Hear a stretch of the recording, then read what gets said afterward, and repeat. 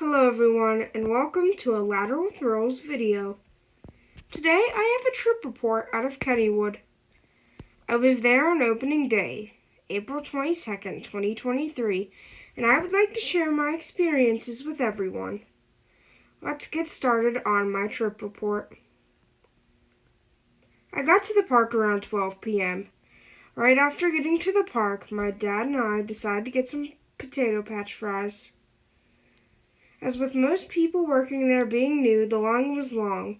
The cashless system wasn't working well as my fries were ice cold, but I couldn't be too mad as these people are just getting used to their new job. After eating my fries, I decided to head over to the Turtle. I got a rain ride on the Turtle, and it was sort of miserable, but I tried to have some optimism.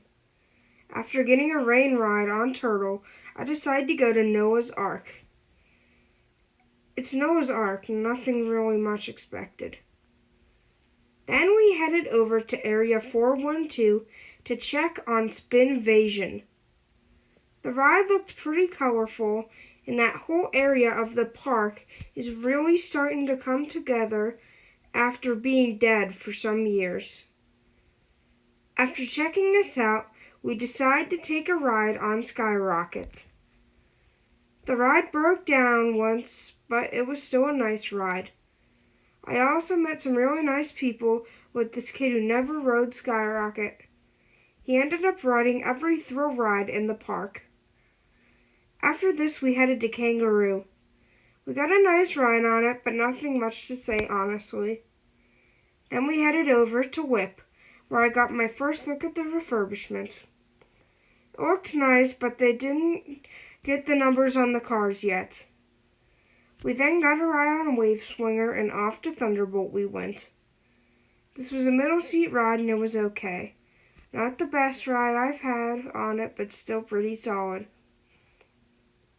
The ejector right before the lift hill seemed more wild. After this, we decided to head over to Jackrabbit.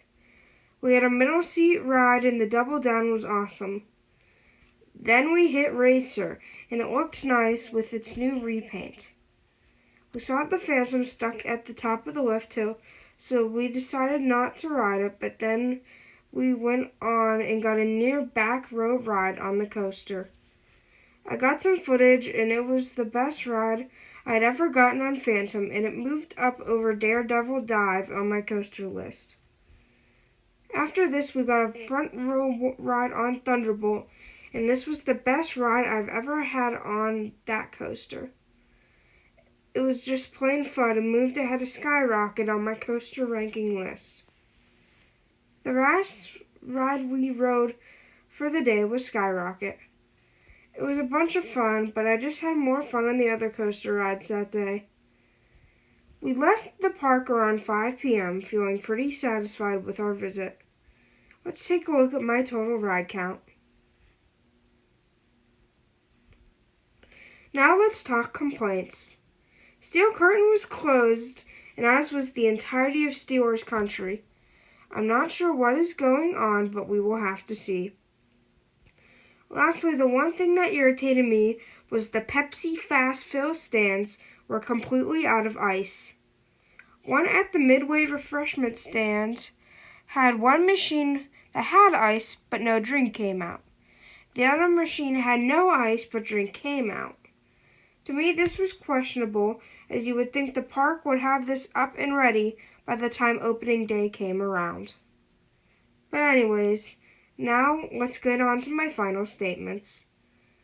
Phantom, like I mentioned, got stuck on the top of the lift hill due to some kids jumping in a restricted area, and now they have been banned from the park.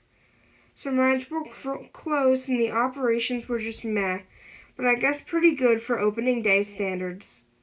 Lastly, with all of the repaints, the park is really starting to look brand new again. For a little while, the park was looking really run down, but I'm glad Palace Entertainment is refreshing the park. That is all from me. If you have any thoughts, comment down below, and I hope you have a wonderful and blessed day. Goodbye.